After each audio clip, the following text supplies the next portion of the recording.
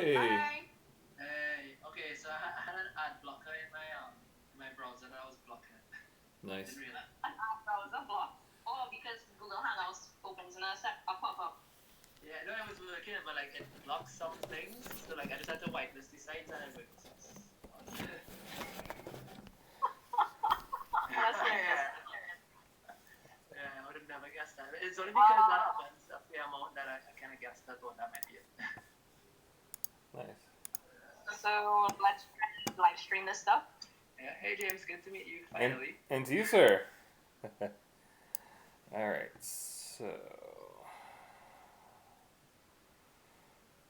Live stream this stuff.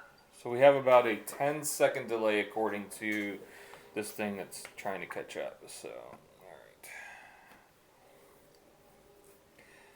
Okay. I'm just gonna notify that we are live. Yeah.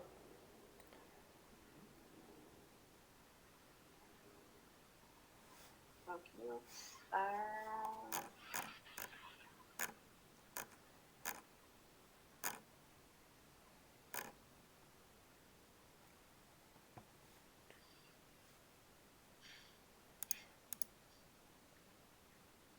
Anybody heard from Kirk? No, not yet. Okay. I think there's a possibility he needed the meeting in his calendar earlier. Gotcha. Oh. Okay, cool. So he might have gotten busy with something. I don't know. Yeah. I can be the pretend whatever it is, I guess. I'm not sure what I need to do though. Yeah, me neither. So many symbols. Awesome. So what we'll do is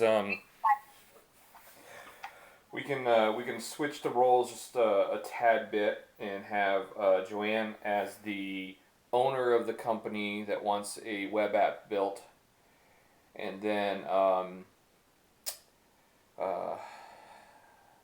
Avita, you can be the developer if you'd like. Okay, cool. Do I need to have any actual skills to do this? No, you do not. Well, no, not at all. Okay. So, Well, that makes sense. yeah. So, alrighty. So, and then let's see.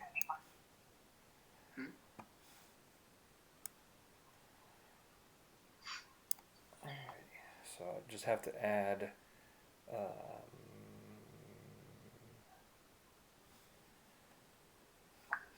Source here. So all right, I think we're streaming. I actually haven't tested to see if audio is working on. Hold on a second. On YouTube or not. Oh, there he is. So. Oh, sweet. Okay, so I guess you do want to original.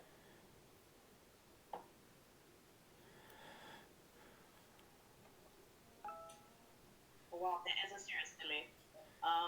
Kirk. Hey, good. How are you, sir? Doing well. How's everyone? Doing all right. I'm back.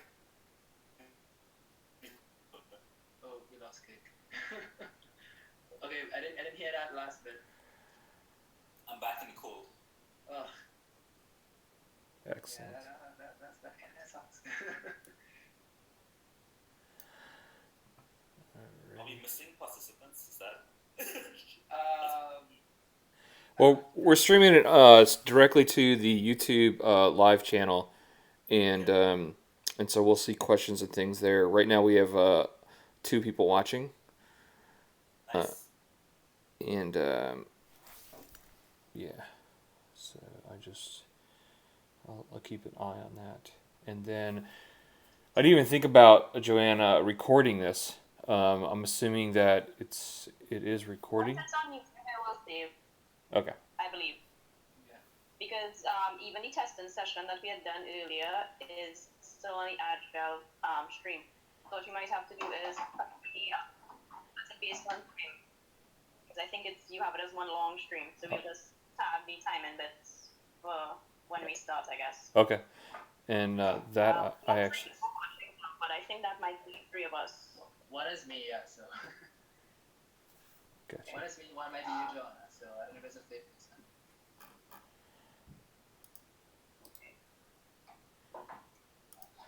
Because I got an email earlier today. A guy was asking to find out if to stay home, stay back and work to watch it, or to head south.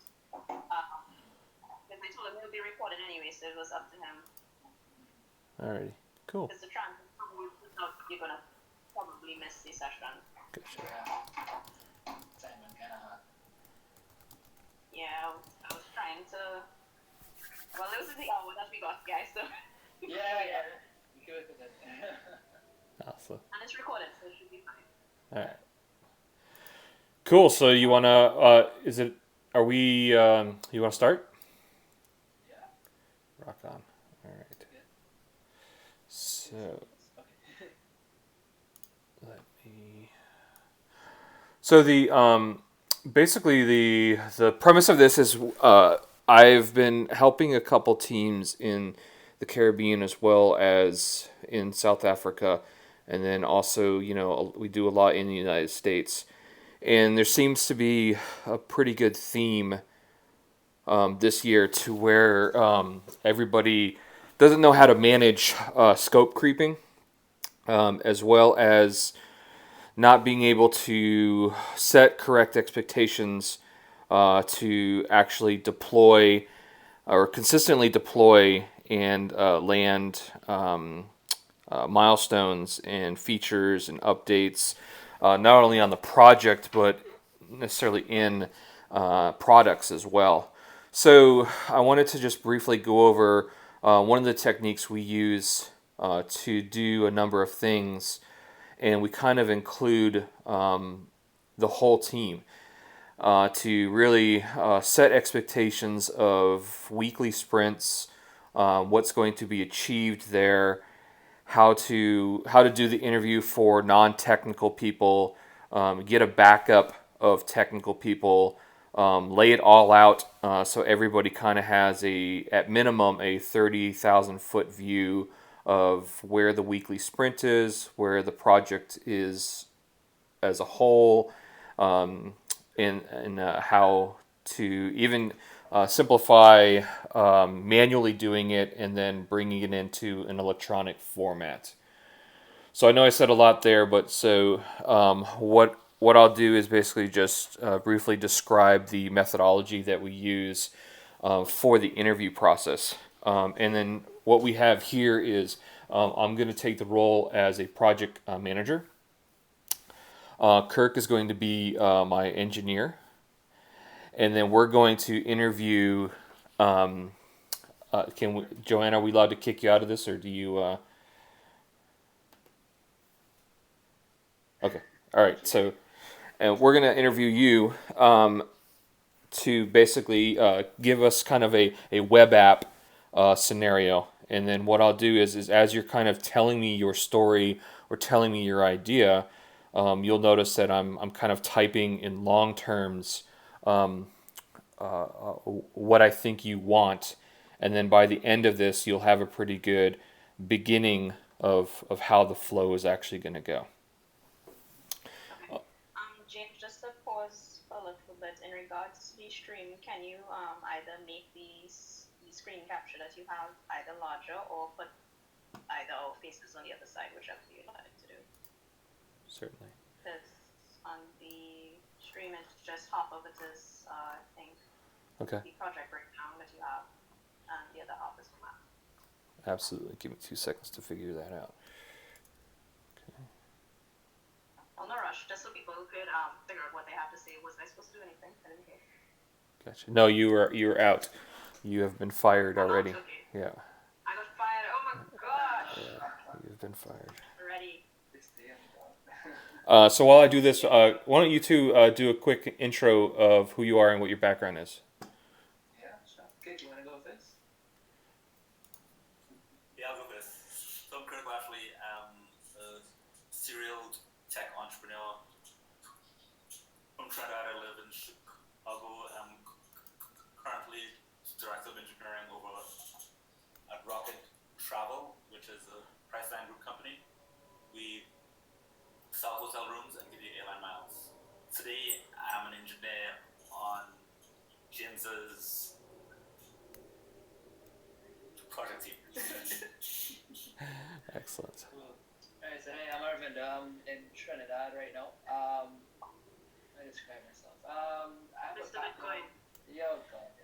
too. I'm the guy people know as basically the most Bitcoin widely, broadly. I am a tech enthusiast, so I'm learning as I'm going along. I'm not necessarily from the tech background, but I'm learning. My background is actually in business and finance, and today I am looking for an app from these guys. Awesome. Yeah, hopefully that's something cool. Excellent. Joanne, is that big enough now? Yes, so you could actually see storyboard and whatnot. Okay, awesome. Sorry about that. Thank you. So I'm James again. My background is I'm a certified ethical hacker. Did a lot of security testing.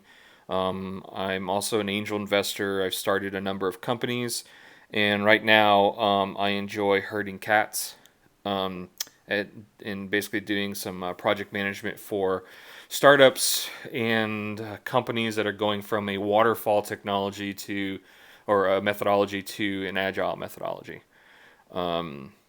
So, with that being said, we are going to come up with some crazy app, and I'll let you name it, sir. What would you like your app to be named? Oh wow, I didn't even think about this. Okay. Okay. So are we gonna like make up the entire app right now? Yes. Okay. Cool. I'll probably do something in payments. It's the only thing I can think of right now. Let's call it. You want to do a Bitcoin wallet? Yeah, might be the easiest thing. We kind of know. Banana Bitcoin. We know how that goes. Let's do that. Yeah. Name for it. Yeah, you can just call it Bitcoin wallet. That's fine. All right. A banana Bitcoin wallet. Banana Banana Bitcoin. Bitcoin. I don't know where you're coming from with that. Well, there was, say, the Caribbean Islands banana economy. Guys, Gotcha. good guy. Gotcha. We have Banana Republic too. That Nice. too. All right. So your Banana Bitcoin wallet. What would you like? What is your vision for this wallet? What would you like it to do? I would like this wallet to be able to hold Bitcoin and national currencies. People should be able to switch between currencies, and they should be able to send and receive payments, kind of like how, let's say something Venmo-esque. Send and receive. You can choose people from your contact list, and you can see a list of past transactions that you sent, and the currency that you've chosen to send it in. All right. How would you like people to? So I'm assuming you have a user group, right? So you have these people that you basically want to give this wallet to. How basically would you want them to get your wallet, and then how do they get an account for your wallet? Okay, so you mean like where they would source the actual app from? Sure. Stores, Play Store, App Store. Okay. So you want them to download it on their device, Yeah.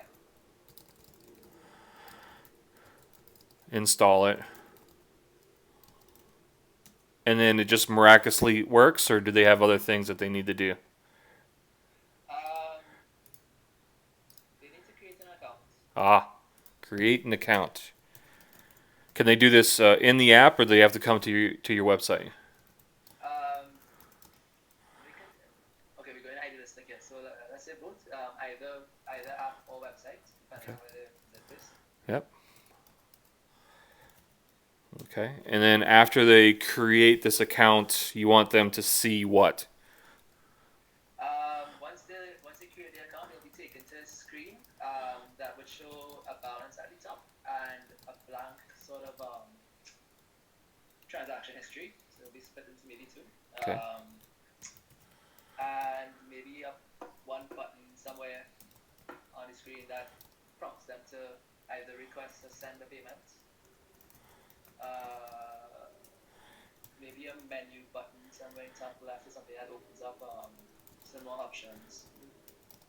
Things like settings and contacts and those sorts of things.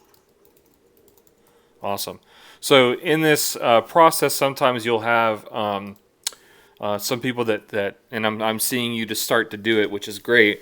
They visually see it in their mind, right? So there is basically a way to stick figure it, right? So I would actually give you a piece of paper and a pen and have you start drawing out where you see the button, the settings, the contacts, the accept button, the balance.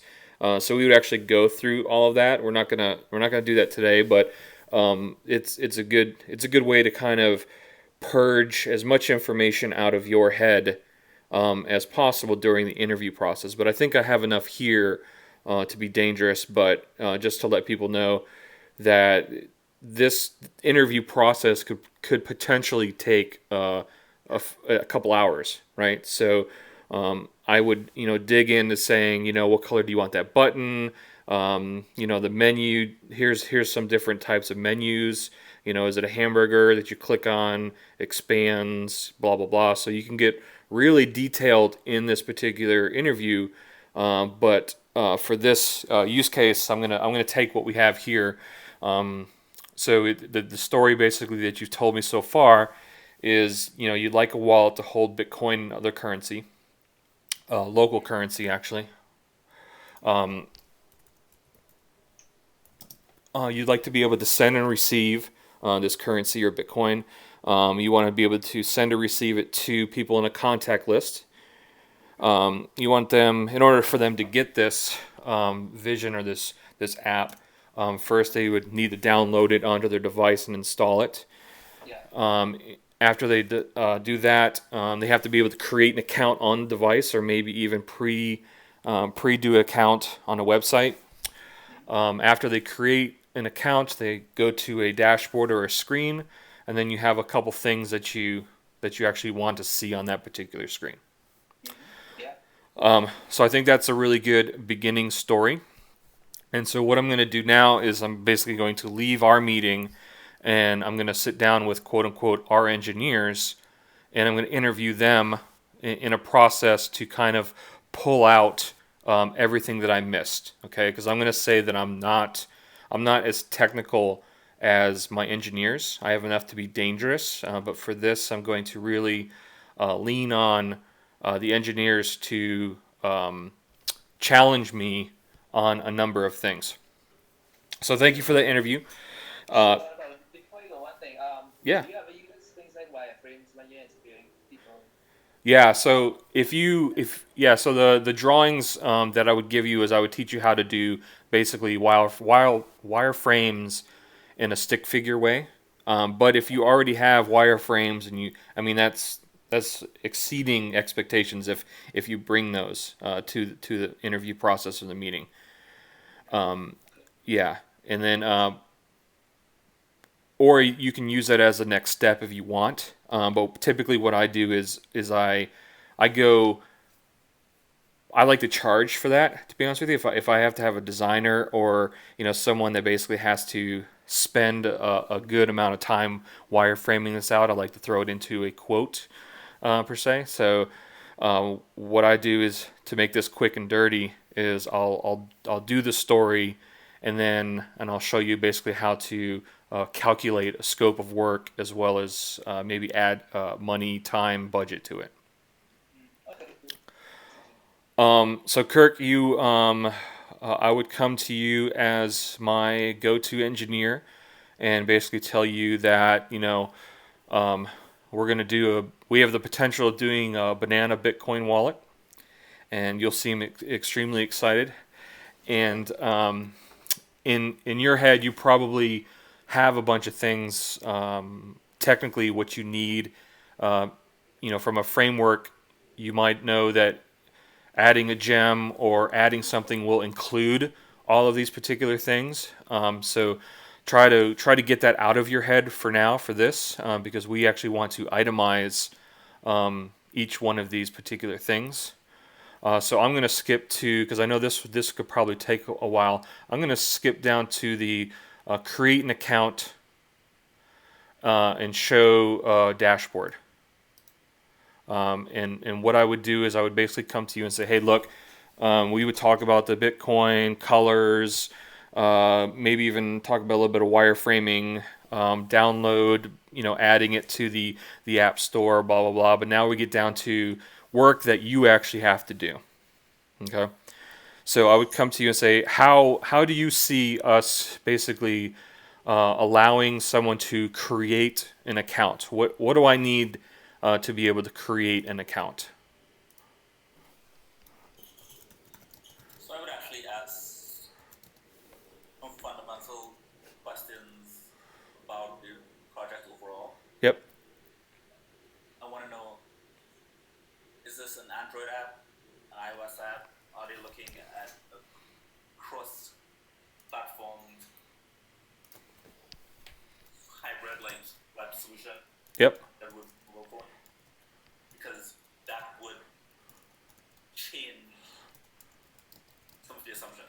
Okay. So for this, let's say that we're just going to do a Ruby on Rails sign up page that creates an account. Okay. So I'm assuming your first question will probably be something like, what data is the person going to input in order to create an account? What is required information? Right. So we would probably have first name, last name. Um, Are there any legal requirements per like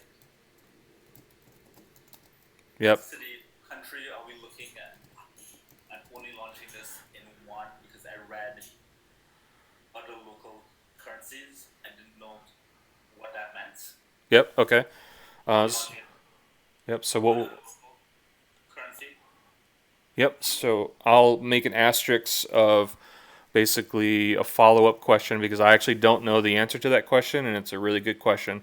So I'm going to do an asterisk of a follow-up for countries it'll launch in. Okay. For the sign-up process, though, I'm assuming that you're going to have to create a web page with some fields: first, last name, email, company, address. We probably want username and password, right? Well, see, actually, even moving ahead, like I want to know where you want to store this information.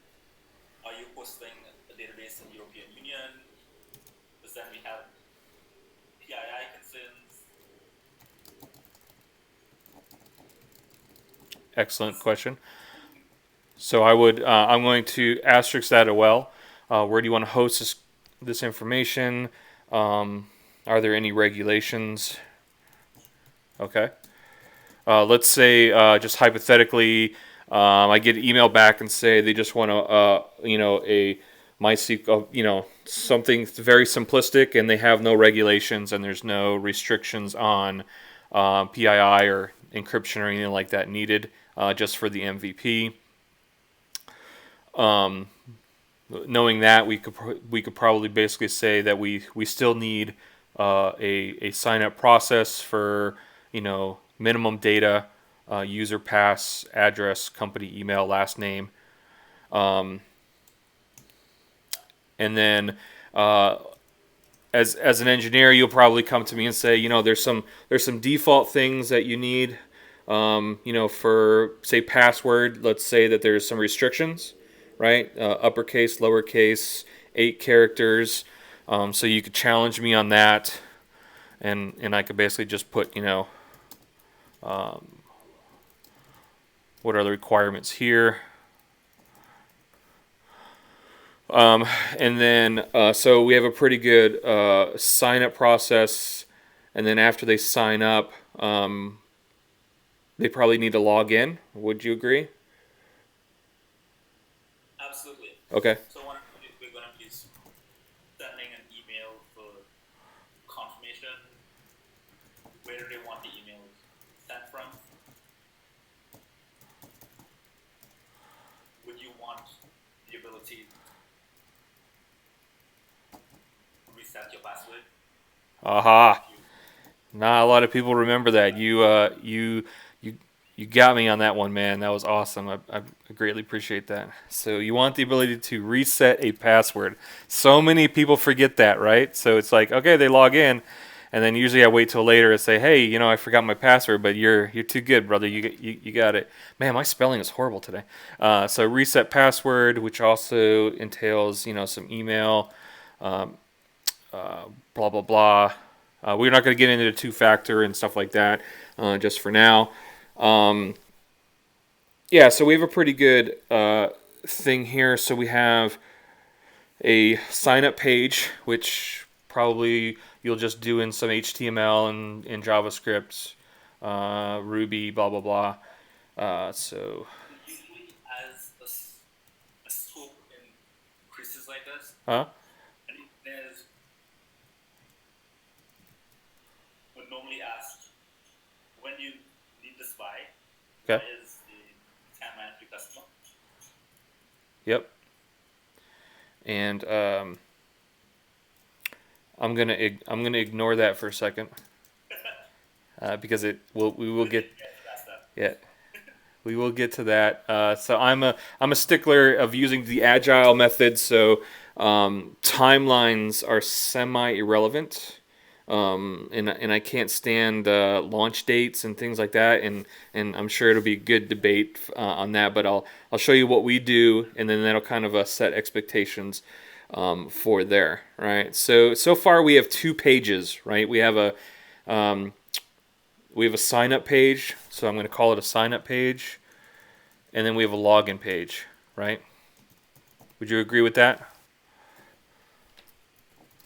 Yes. Okay. When you log in, I want to know where you land. Awesome. Okay. And login page, and then we have we're just going to call it a dashboard page. Okay. All right. So I think you guys are kind of getting the whole where we're going with this. Now we're kind of setting up kind of tasks, if you will, right? So we have a sign up page with some information in it. We have a login page with some information in it. We actually have some actions here, like how do you reset a password? What are you going to use for email confirmation? And then we have a dashboard page. So you're starting to see the story really be broken into different tasks. So what I would do here is I would actually start breaking these out into more cards. So right here, I would probably have a number of cards. Let's see if I can get out of this. Thank you. So add a card, login page, blah blah blah. We're gonna click into it, put a description, and then I would do that for the other ones, and then you can kind of start seeing that we have these cards and these tasks associated with them. And what I would do is I would go back to the owner of the project and kind of just reiterate any questions that Kirk had for me that I wasn't able to answer. And you can do that via email or a conference call or physically go there. It's up to you. And then once I have a warm and fuzzy feeling that Kirk and I know what I would consider the scope of what this project is, I'm going to actually reverse the role and ask and put Kirk on the spotlight here and say, okay, login page on a scale 1 to 10, right? 1 being the easiest, okay? How long would it take you to create a login page? And then if you say a 1, a 2, and the choices you have are 1, 2, 4, 8, and 10, right? But for us, we're just going to stick to 1, 2, and 4. So a login page with your skill set, I bet, is probably like a 1 or 2, you think? It's a 2. Okay. You always have complexities that Certainly. come up. Yep. All right. So now let's say it's more involved, right? Let's say there's that dashboard, right, that we haven't talked about that we know has probably got a ton of other features in it. And I'm just going to use this as an example. How long would this dashboard take you? You would probably come back to me with either an 8 or a 10. 10 being you need more research, you actually don't know. And then an 8, if it's going to take you, quite a bit, you would say, oh, this is an 8. From there, what I do is, as I'm interviewing you, I basically do a -2, because that's what you said it was going to be, -2. Let's say we broke up the sign up page into another task. Let's say a 2 for the sign up page, and you can kind of start seeing how these tasks are being sent to difficulty, right? So from here, as a role, we'll probably have a few, I would say close to 50 to 60 of these during the interview process of saying, maybe we break out maybe we said the login page was going to be a 4 because we had to set up SendGrid. We have to test the password, forgot password that you were nice enough to remind me of. So what I would do is basically, break this into, say, okay, well, I'm gonna take out the reset a password out of this task so that we can keep it as a 2, and I'm gonna make another task. And the setup send, how long do you think to set up SendGrid, test it, that it's working? Probably a 2 as well. You give that a 1. 1, okay. Mr. Ruby Gem. All right. So cool. So we start having all these tasks. So now I'm going to go back to the owner, right?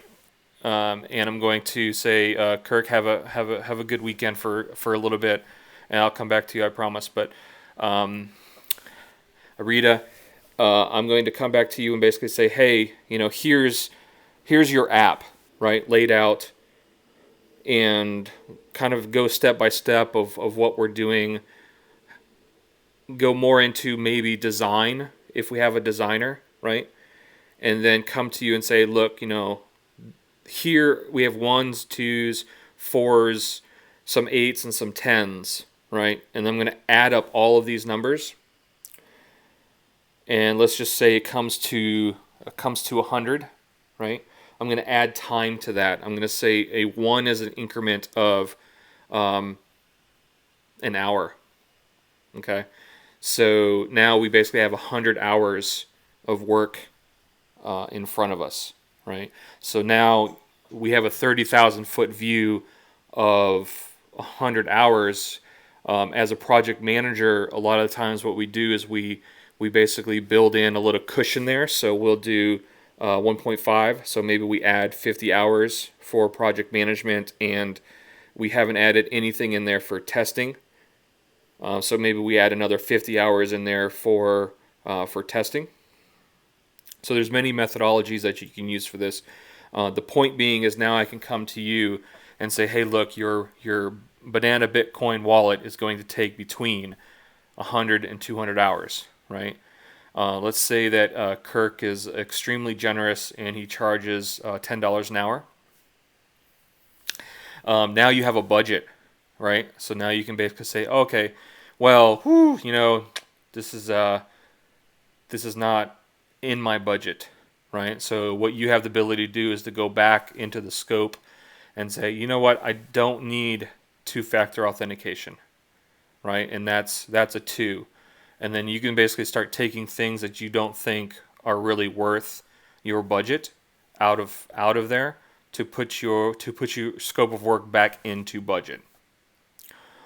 So now you that possibly don't know anything about development, you have a 30,000 foot view of how long it's going to take, how easy or hard each of these tasks are, and then you can kind of come up with a timeline, right? And then for us, what we do is we break these into sprints, right? So we would move all of these basically to the backlog, right? And for us, a 1 and a 2 can be done in a morning or an afternoon. Okay, so when we come in at 8 o'clock and I look to see what's on Kirk's plate, he's got a sign up page and a login page with the twos. I know at minimum one of these is going to get knocked out before lunch, right?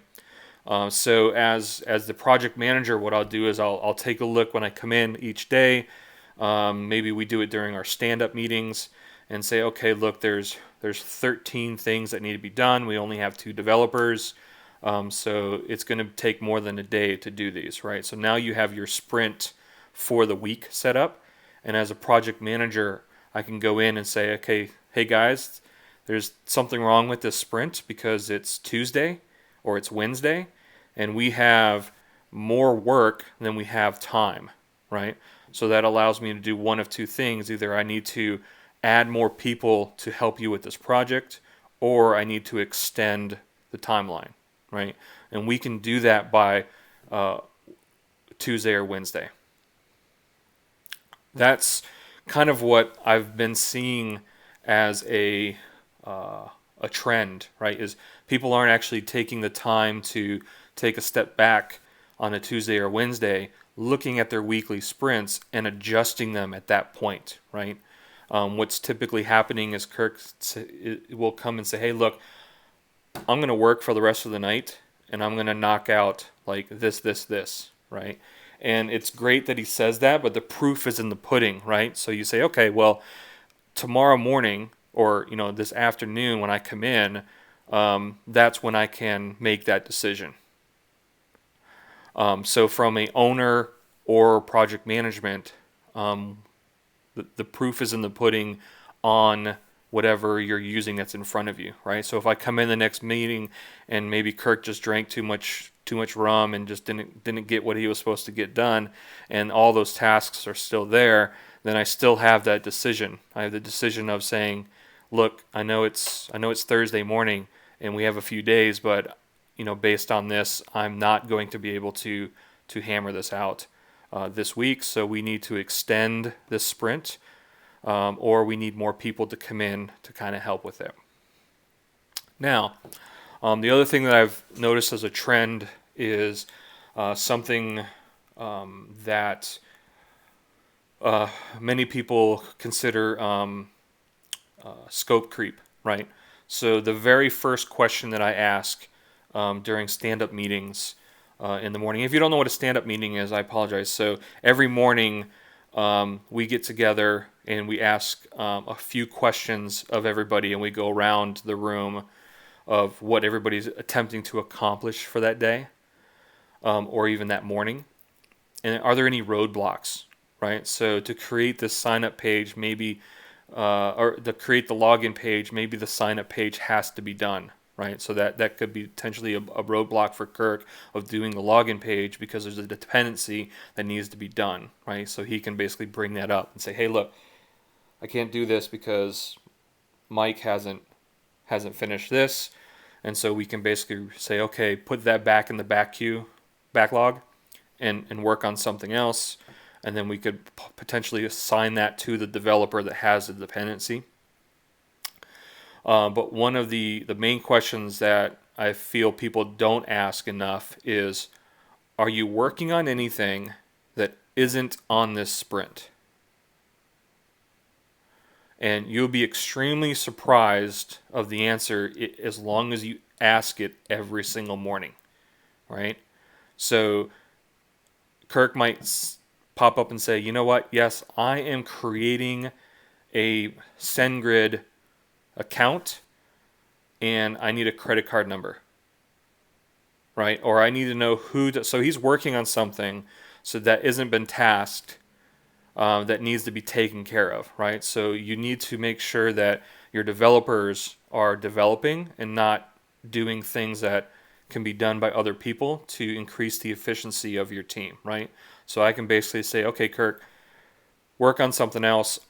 I'll get you that account, or just work in the sandbox and make sure that it works for now. I'll get you the account. I'll put it into this project management tool and I'll assign it to you when it's done, right? So from a project management or even an owner management, if we can't develop, right, we can do other things to speed up the team or put this project back on task by taking those certain things away and making sure that we stay focused on just our sprint, right? And then also you will definitely always get, oh well, the customer asked me to do this, right? Or they didn't like that blue button, they want it to be red, and you're like, okay, well, for those particular questions, then let me handle that. You just make it blue for now and keep going, right? And I'll handle the red and the blue and all that, right? So again, it's to keep those questions will help keep the team moving forward and kind of putting the janitorial, on me to get those accomplished. Yeah. So I apologize. I just keep rambling on. Any questions so far from you guys? Is this making sense so far? Yeah, pretty much. Gotcha. Actually. Any holes you want to throw in it? I know there's many different techniques and ways of doing this. So if you want to throw some holes or have some questions on it, by all means, feel free. So actually want to add a couple here. Yep. You mentioned on Tuesday or Wednesday you check and add people. I've actually seen that as an anti-pattern. Sure. Adding people mid sprints, it actually doesn't equate to doubling or tripling resources. Because you need to actually catch up the new folk, Yep. and that will actually slow down your velocity initially. Absolutely. So for a team that doesn't have, I completely agree. And what I meant by that is if you have multiple developers on a team that might be working on something else that can jump in and help you knock these things out, not a new hire, right? So a new hire would definitely bring this to a screeching halt, not accelerate it. Is that what I heard? Not even a new hire. If you have multiple teams, maybe a different code base, there is a cost to context switching. Absolutely. Yeah. So that There can't. be a factor.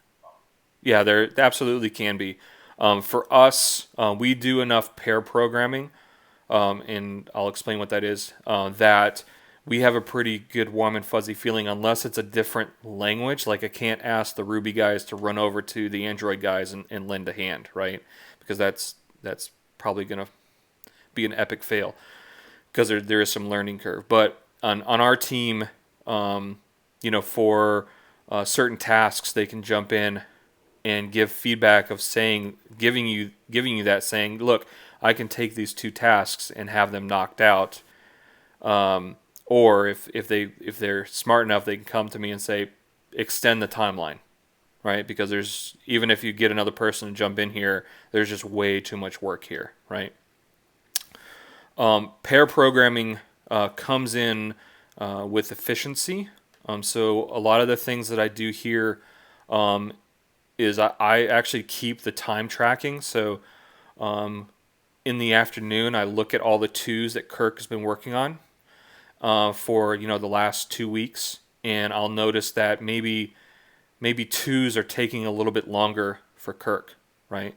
So there's something that needs to happen there. If it's taking him 6 hours to do a two, either we need to figure out, is his ranking system wrong? Is he playing League of Legends? Is what's going on here? And a way to fix that is as you grow your team and as you keep going, you can kind of know, hey, when it comes to doing X, Y, and Z, sign up pages, login pages, two-factor authentication, blah, blah, blah, Kirk knocks them out in 15 minutes, right? But Mike, it's still taking Mike 4 hours to do a login page. It's taking blah, blah, blah, blah. So that's where I kind of bring in pair programming a lot. I basically say, hey, Kirk, I need you to pair with Mike, and I need you to show him on a 10-minute basis of how you do a login page and a sign up page. And even though I'm taking 2 resources away from the project to do that, long term wise, I know that it's going to speed up Mike to be able to do it in a lot less than 4 hours. Because just looking at Kirk, maybe he's like, holy cow, I didn't realize I could just copy and paste from that library. Or holy cow, I never knew there was a gem for that, right? So there's definitely efficiency of pair programming, and we do that a lot, regardless if they're senior to junior or senior to senior or even junior to junior level developers. And that'll definitely speed up your team, and not necessarily the project that you're working on. It could actually delay it just a little bit, but for support and doing things in the long run, it definitely helps out a ton. And then you don't have to basically say, okay, every time Kirk says, hey, that's a 3 or that's a 4, you kind of cringe and go, holy cow, that's really going to be an 8 or a 10, right? Because Kirk always takes way too long, et cetera, et cetera. Yeah, so this is basically also to show the owner can come in and kind of see accountability as well, right? So we talked a little bit about dates or timelines, and if you put these into weekly sprints, let's say we have 5 weeks, and the person wants this done by February 15th, right?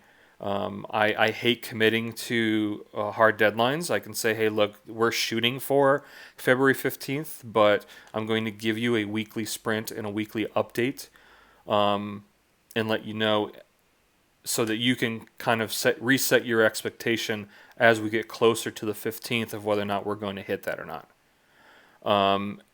I think that's basically what the true issue is if someone hears, this is the February 15th, they have that locked in their head and there's no room for movement, right? So they start, even though it's 5 weeks ahead of schedule, or 5 weeks from now that it's going to happen, they've already set the launch date, they've ordered the balloons, they have the cake ordered with the writing on it, they're just going nuts, right? And so what I typically set their expectation is, look, much like we're doing these sprints, you should basically also do these sprints, right? So if you don't have to order the cake until 2 weeks up, then let's look at the project then and let you make the conclusion of whether or not it's going to happen, because you can come up into this dashboard without knowing how to develop or how to do any of that technical back end and just add numbers and see how far along we are, right? Because maybe you come in here and say, holy cow, we have 3 weeks to go and there's only 5 tasks left, and they're all twos, right? So although I've never had a project actually do that, but it would be nice, right?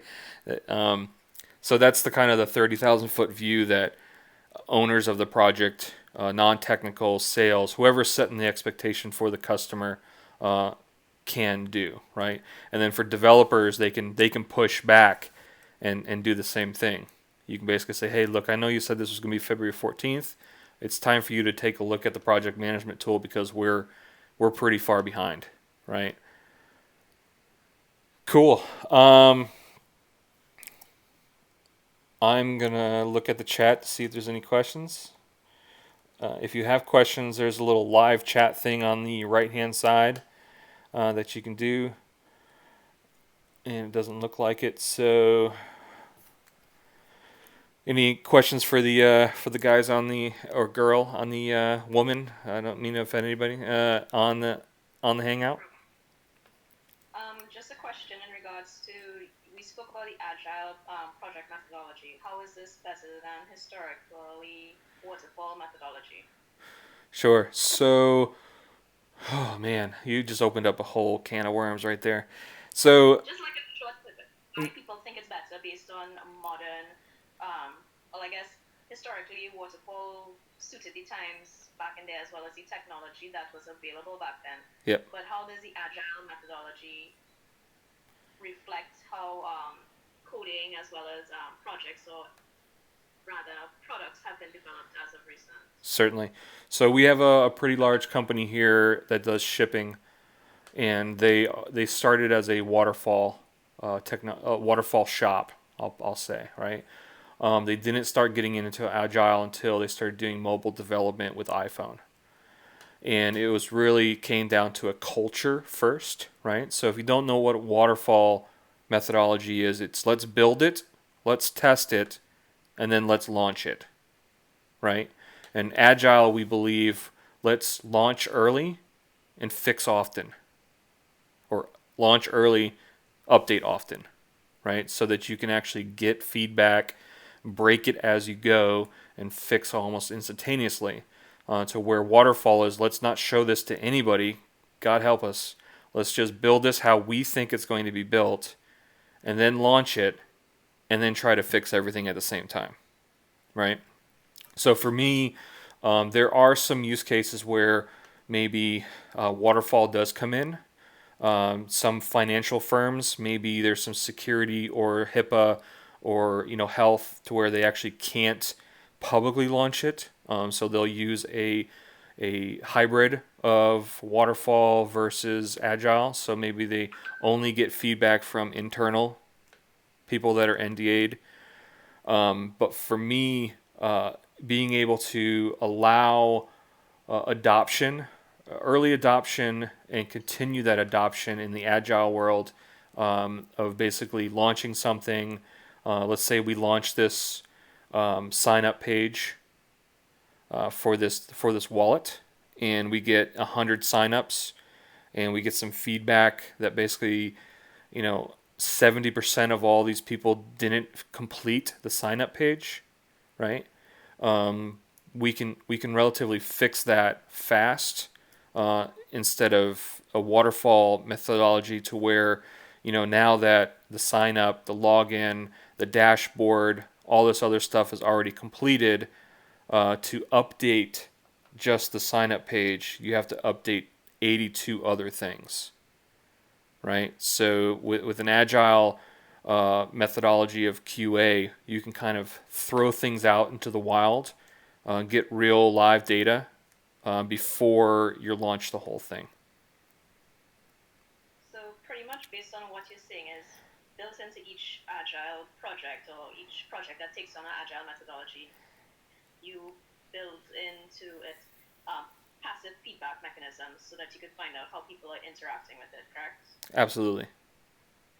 Yeah. But is it specifically passive, or do you also mix a little bit of active feedback, like a little button that says, hey, if something's wrong on here, can you please, tell us what's up? So you write tests first in the code, so that helps a little bit, but you can do some bug tracking and add some analytics and some other tracking in the code itself. So hopefully, if you do it correctly, the only complaints that you're getting is UI UX and not actual functionality.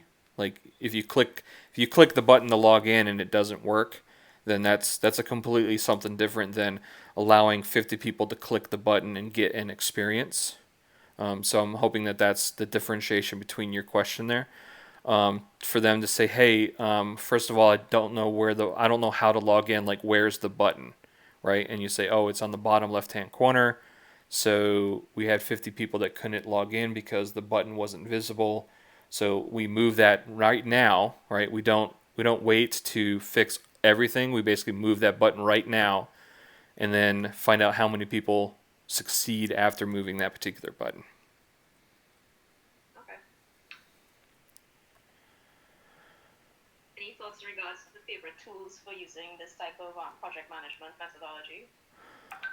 For me, tools don't matter. I know a lot of people use what we're looking at here on the screen is Asana.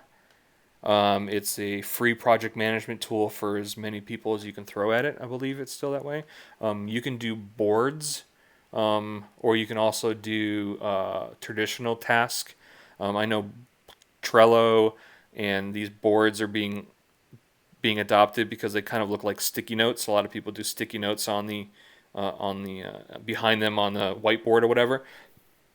And a lot of people use Jira, which I can't stand Jira, but if you've been trained in Jira, then so be it. So for me, it's not the tools; it's the methodology of using the tools, right?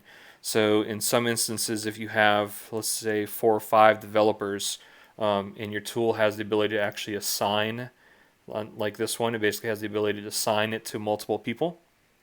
You can put methods in agile methods in place, like if James created this task, James is the only one that's allowed to check this task completed, right? So even if it goes from me to Kirk to Joanne, back to Kirk, back to James, what we do is we basically say once you feel that it's completed, you tag it as complete, right? And then I'll get that notification, and then I'm kind of like the QA person, and I'm the only one that can actually complete the task, right? So it doesn't matter. Obviously, the tool has to have that feature of being able to reassign and blah blah blah. But even for sticky notes, right? If my sticky notes are green and I'm the only one using green sticky notes, then I'm the only one that's allowed to take those green sticky notes off the board or put them into the completed pile. So that's kind of for me. It's not about tools. It's about making sure that the methodology is used correctly. A lot of the times in the beginning, I always have a stack of note cards with me, um, and that's how I do storyboarding. So the interview that we did in the beginning, I will basically write on index cards and just lay them on the conference table or wherever we are. And then by the end, you'll basically see 50 of these cards, and you kind of have a visual of how large this app, or how many things this app is going to uh, attain without even interviewing the engineer and breaking and ripping them up and breaking them into actual tasks. So it's a great way to show people that their idea, their simple, really cheap app that they want you to build isn't that simple and it isn't going to be that cheap, because just look at all the cards that are in front of us, look at all the tasks, look at all the stuff that we actually have to do. So pretty much what you're saying is that it gives the idea person or the person whose project it is a better idea to the nitty gritty bits of what their idea, as well as the costs associated with each little nitty gritty detail.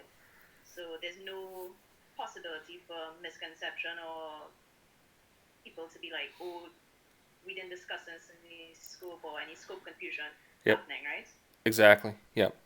I think a good example someone used to me is it's kind of like the casino imagery, right? So we actually don't put money, like large money value, on chips, right? So we'll bet $50 worth of chips on blackjack. But if I actually told you to pull out cash and put it on the board, right? You might not put all $50, because you know what chips actually, what cash actually looks like, right? And there's a risk, and there's actual a vision there of losing the actual cash compared to chips. You're just like, oh, they're chips. They're clay. They're not of value. Sometimes mentally, and that's why casinos do that, right? So for the note cards, is the things that are in your head that you think are easy or valuable to do. Once you lay it out in front of them, they get a better sense of, holy cow, maybe this is a lot more work than I thought it was going to be. Okay, cool. You guys had any other questions? No, I think I'm good. I was actually gonna ask about the timeline stuff before you jumped into the thing where you said that you'd kind of update the client on a week by week basis. So yeah, that was the only thing I was actually wondering about. How do you manage expectations around deadlines and when it's going to be completed and stuff? Yeah, we do that for two reasons. One, we have a culture to where we work hard and we party hard, right? So I tend not to like to see developers working on weekends, right? So I try to keep that culture of, Monday to Friday is when we work. I don't care if it's 3 a.m. or 3 p.m.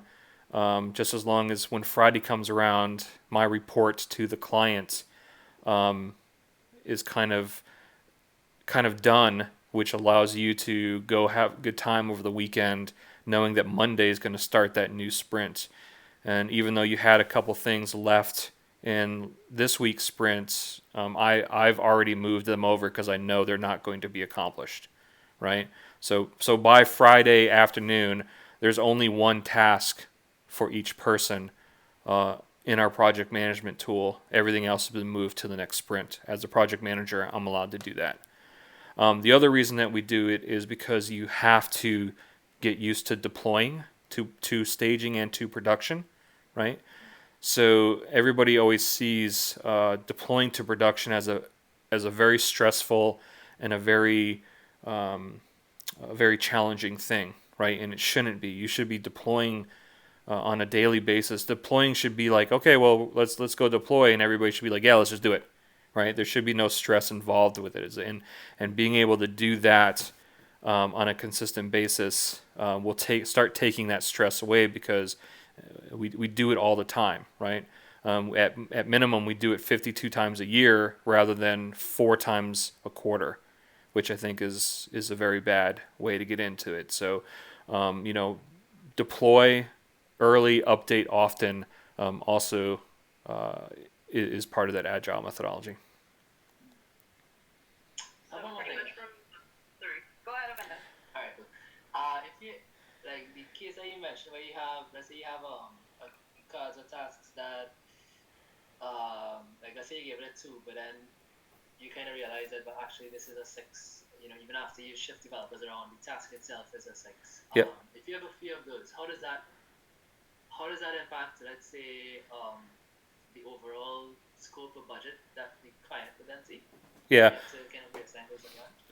So that's a validation for the project manager first. So we have to challenge the engineer, saying, okay, why did this go from a 2 to a 6, right? And so the explanation is, well, we thought we were going to use SendGrid, but now we have to use this, and there's no gem for it, right? So it gives me not only the ability to break it into multiple tasks to maybe catch the project up, but it also gives me the ammunition to immediately go back to the client and say, hey, look, here's why we're extending these particular tasks, right? Instead of just going to them and saying, hey, you know what, we fucked up, man, and it's just going to be, we need 6 more hours, right? So there should always be an explanation during that interview process back to the client. So we put notes, or they reassign tasks back to me saying, look, sometimes they'll duplicate the task, which I can't stand because they want to keep working on them at the same time. But I get used to, I basically scold them, but you get used to it after a while. So it does happen. And then anything that's an 8 or a 10 to begin with, I like to basically separate back into 1s and 2s, sometimes even 4s, right? So a 4 is going to take you all day, and I think that's too stressful for a developer to be working on the same thing all day. And if that is going to happen, I'm probably going to do a little pair programming, either in the morning or afternoon, to kind of help break up that particular task to try to get it to the finish line.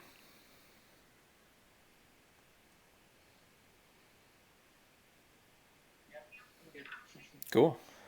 Well, thanks One last question Yeah. for me, though.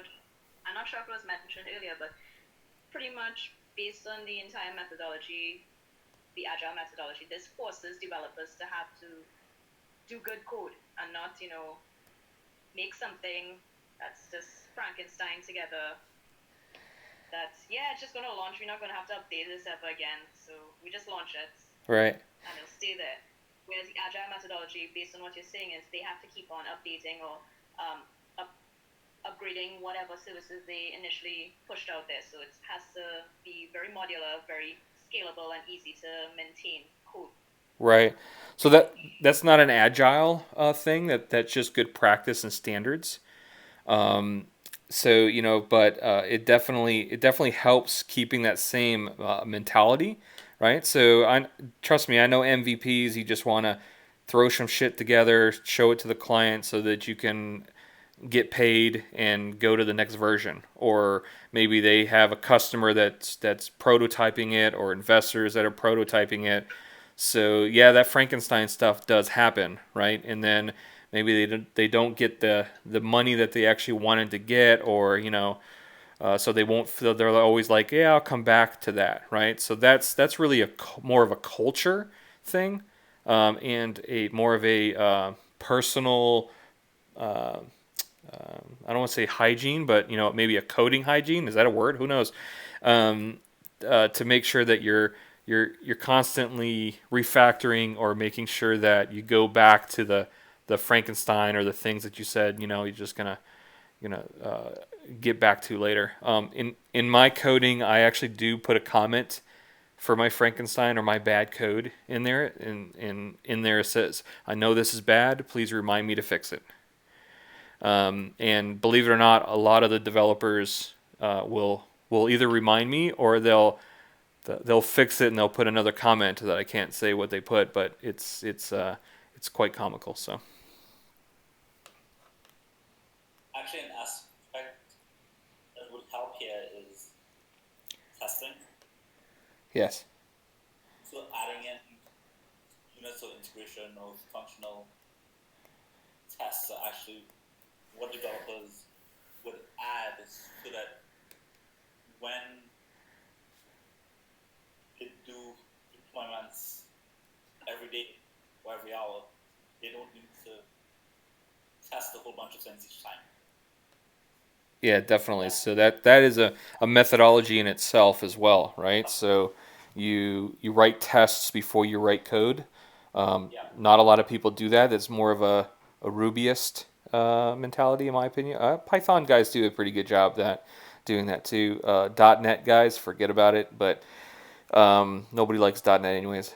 Java folks are usually off to the back, like, crap, we have to write tests, because if you have to deploy this thing again, we don't want to test all of this stuff. Right. So, but yeah, that is definitely a good standard, and an amazing practice for MVPs and for prototypes. Um, I, Probably wouldn't make test this. right, yeah, you're not going to see that, but if you go into production, rule of thumb, uh, you get out of it what you put into it. So So we have a continuous deployment pipeline over here. Actually, our team deployed twice while we were having this session. So Right. without testing in place, like, we couldn't have done that. exactly, yeah.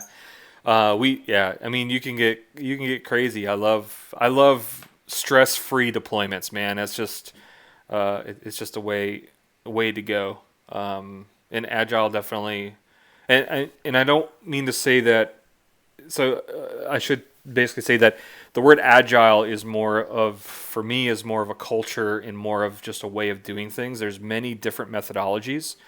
So there's Scrum. There's ton of different ways of actually doing things. For us, we don't set to one. We just kind of cherry pick the cool things that we like out of each methodology.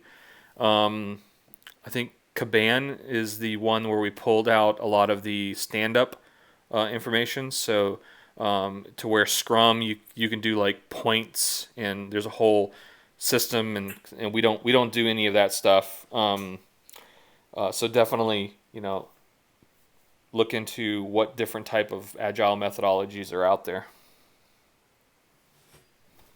Well, I guess that's it for the session. Rock on. I think we actually made Any more questions? made it an hour, right? Yeah, pretty much. Yeah. All right. Don't think we have any questions, but this was a pretty good introduction to like what agile methodology is, as well as a very excellent run through of how it's used in practice. Gotcha. Anything to wrap up, guys? Slack channel. If you have questions, definitely ask me on the Slack channel. I don't know everything about Agile per se, but as part of the Agile methodology, I have mentors myself. And we just had a users group last night. It's kind of like I stopped going to Alcoholics Anonymous and started going to this new support group for Agile project managers. And so definitely, if you start a group or something like that, let us know. But if you do ask a question we don't know, then I'm happy to make an introduction to multiple other Agile project managers. Cool. Alrighty, I'm going to click the button that says stop streaming.